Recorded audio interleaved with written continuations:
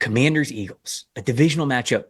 Carmen, do you remember a time when it felt like Thursday Night Football was just the worst matchup that the NFL could find? Like they were just Yes. throwing us the scraps at the beginning of every single week. That's not the Yes. case anymore. And it's matchups like this, Eagles Commanders, a major matchup for divisional implications of who is going to win the NFC East. It's on the line in this game. I'm really excited about it for it. I hope you are as well.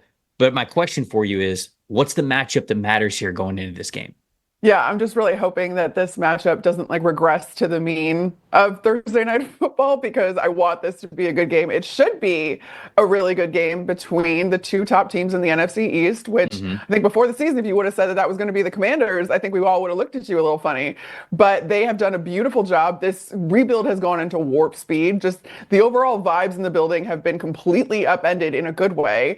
And now you have Jaden Daniels, a rookie quarterback, just outperforming all expectations. I adore that. But there is something that the Philadelphia Eagles are bringing to town that they didn't have last year, and that's Saquon Barkley. That is this incredible rushing attack that has blossomed in Philadelphia and really rounded out this really lethal offense at this point.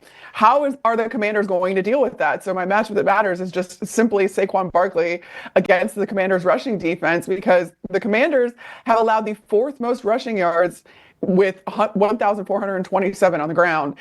44 rushes allowing 10 or more yards, which is the third most in the league. That is something that has got to be a concern for you if you're Dan Quinn being like, all right, this is kind of the weak spot of what is otherwise, again, an outperforming defense from what we originally thought. But the Eagles overall, when Saquon and Jalen Hurts get going, 43 rushes gaining 10 or more yards, that's third in the league. 12 rushes gaining 20 or more yards, that's tied for second in the league. They have 1,585 yards on the season, which is second overall. I don't think it's a question as to who is first in that category. But they are tied with that team, the Baltimore Ravens, for rushes gaining a first down. So again, just incredibly efficient here, incredibly productive. Can the Commanders stop it? That's the big question. Yeah, when we're looking at this matchup, I'll get into sort of what the chat's talking about in a second. I don't totally agree with Brent. He is saying that the Eagles are going to win by at least 10. He's saying that in the chat. So that's a bold prediction. I don't think we're getting there, but there is a matchup that I think matters a lot with the Commanders side of things. But it's not my matchup that matters. I'll get to that with my plus factor in a second.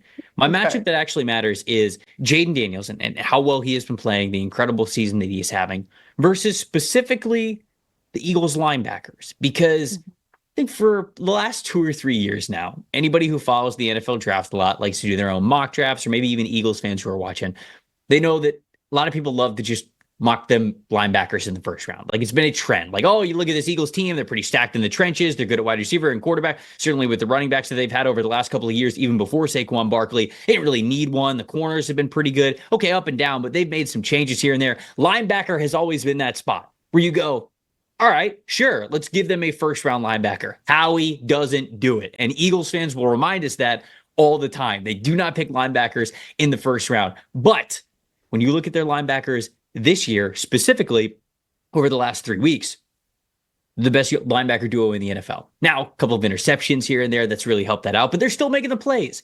It's Nakobe Dean and it's Zach Bond. Those two guys are playing very, very well. Bond, over the last 3 weeks, 93.1 overall grade. Nakobe Dean, 91.6 overall grade. Those guys are playing so well next to each other at the linebacker level. And how they deal with Jaden Daniels is going to mean a lot, because we've talked about this before on this show. A big part of what Jaden Daniels is doing right now that is so different and really taking the league by storm is we knew that he was athletic, but he wasn't really athletic in terms of running to throw at the college level. Right. He has been this year, but they've got the speed and the pass rush ability. I think in the pass rush experience with Nakobe Dean and Zach Bond. With Dean, it's more of a traditional sort of linebackers blitzing up the middle. And with Bond, okay, he used to be an edge rusher. Now he's an off-ball linebacker.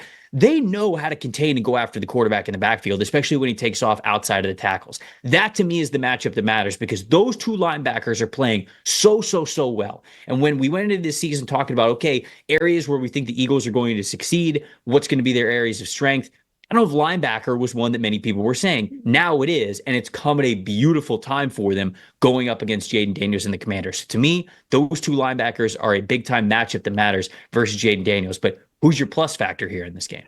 Yeah, you can't say enough about Zach Bond. Or, I mean, I think Eagles fans are just relieved that Nakobe Dean is ending up being the player that they hoped he would be, because I think there was some questions there coming into the season as to how effective he was really going to be and if his pedigree kind of preceded him. But plus factor here is Washington's deep ball defense, because I talked about Philadelphia's rushing attack. But what Jalen Hurts is also doing extraordinarily well is throwing the ball deep.